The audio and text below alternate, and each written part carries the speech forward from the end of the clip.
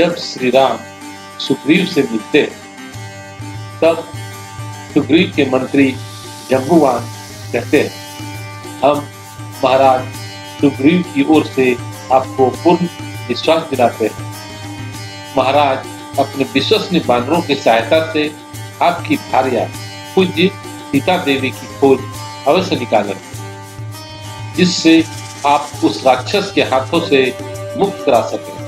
आपका यह अभिष्ट कार्य सिद्ध हो जाए तो हम ये अपेक्षा करेंगे कि महाराज सुग्रीव के बड़े भाई बाली ने इनका राज्य और इनकी स्त्री दोनों छीन लिए हैं, उन्हें वापस दिलाने में इनकी सहायता करेंगे। इससे आप दोनों में राजनीतिक संधि भी हो सकती है।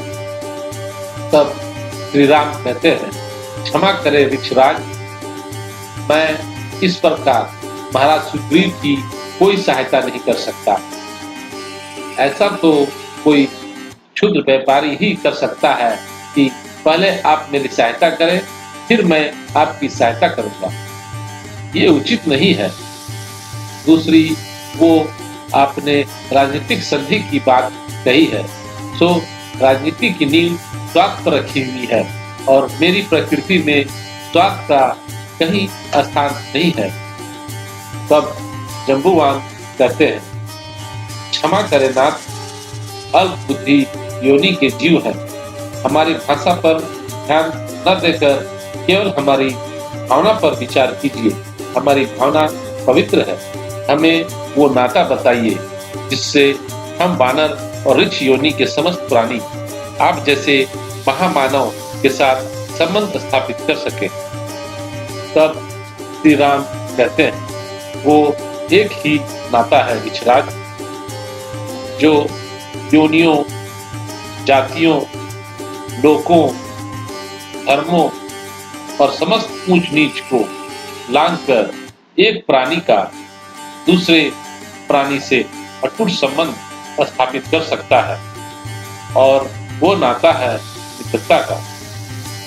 महाराज, मैं आपसे वो नाता जोड़ना चाहता हूं जिसमें कोई शर्त नहीं होगी, कोई लेन देन नहीं होगा, कोई गिनती नहीं होगी, जो स्वार्थ के सीमा से परे होगा और जिसमें केवल एक ही वस्तु का आदान प्रदान होगा, जो है प्रेम।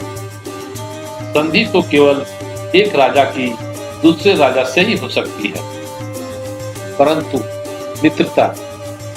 मित्रता तो एक राजा की एक रंग के साथ भी हो सकती है।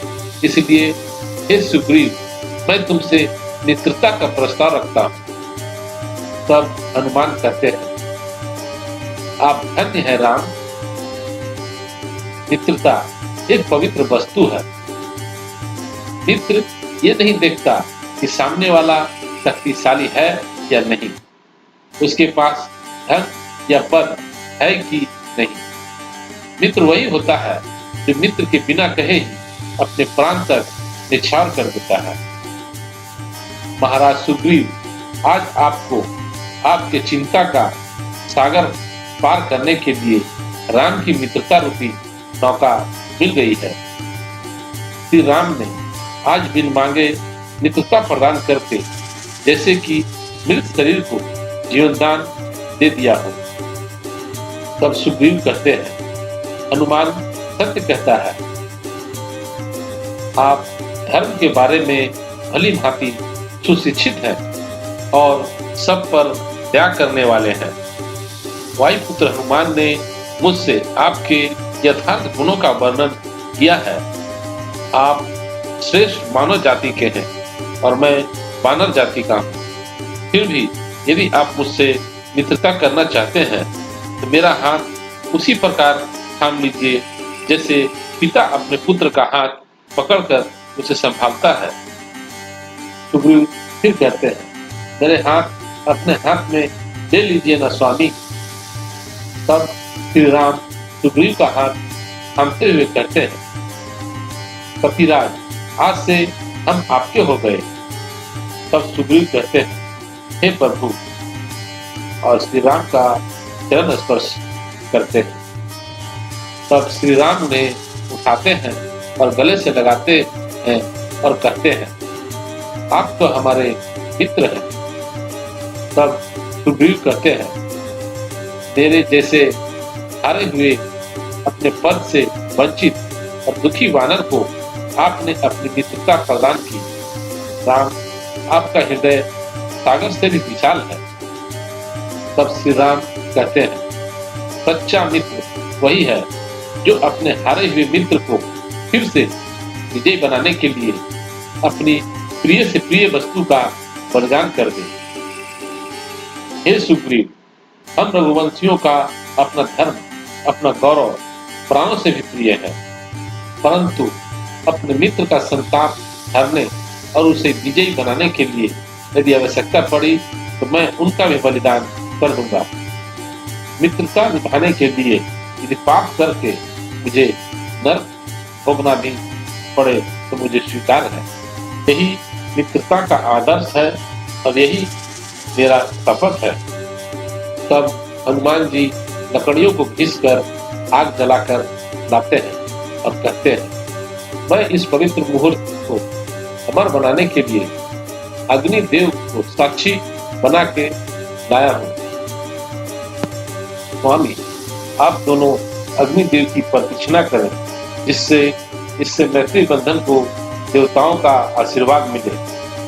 फिर हनुमान कुछ फूल देते हैं और कहते हैं, लीजिए स्वामी, अग्नि देवता को अर्पण कीजिए।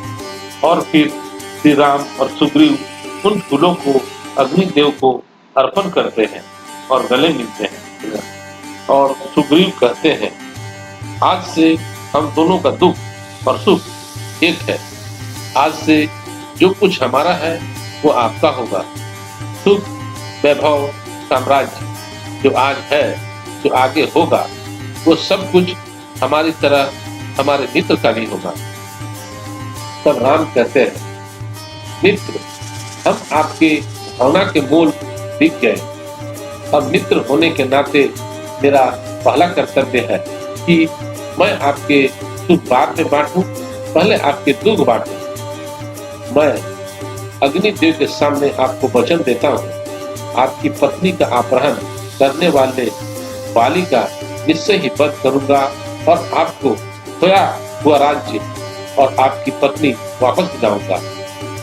हनुमान कहते हैं, श्री राम, अपना दुख भूलकर जिसे मित्र का दुख याद रहता है, उसकी महानता मानो तो क्या स्वयं शेषनाग भी अपनी सहस्त्र मुखों द्वारा बखान नहीं कर सकते।